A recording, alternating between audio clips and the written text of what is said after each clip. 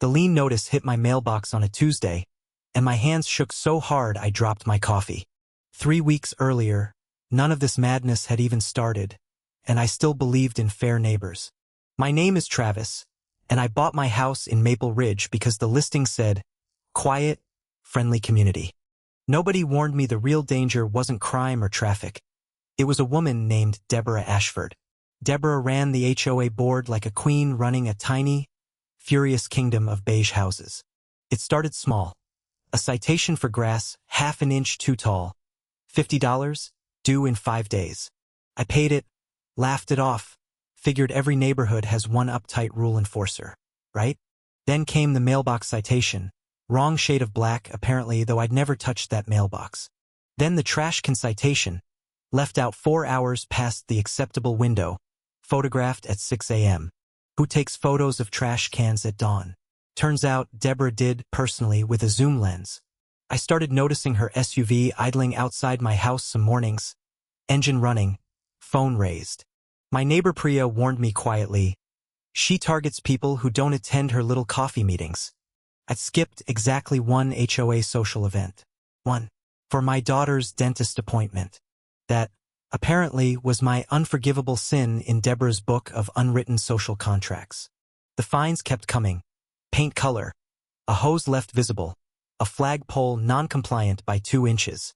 I appealed each one through the proper channel, and each appeal vanished into a mysterious bureaucratic void. Then I discovered something strange. The board meeting, where my appeals were denied, never actually happened. A neighbor named Carl let it slip.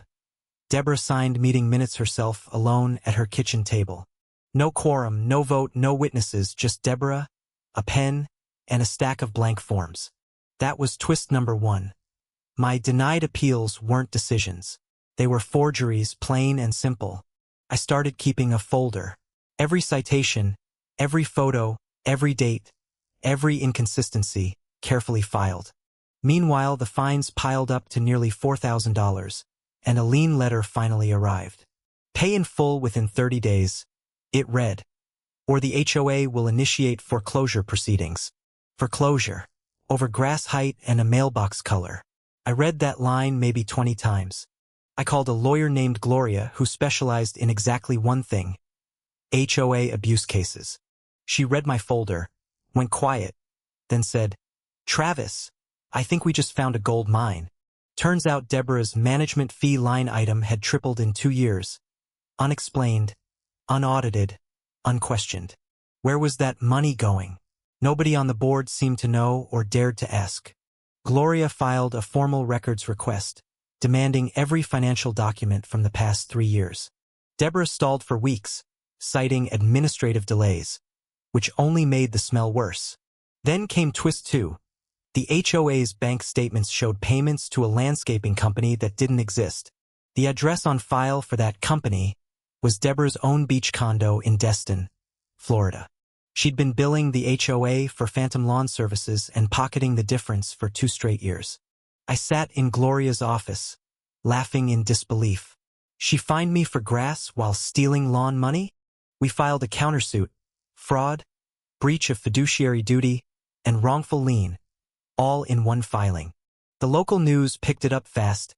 HOA president accused of embezzlement while threatening foreclosures.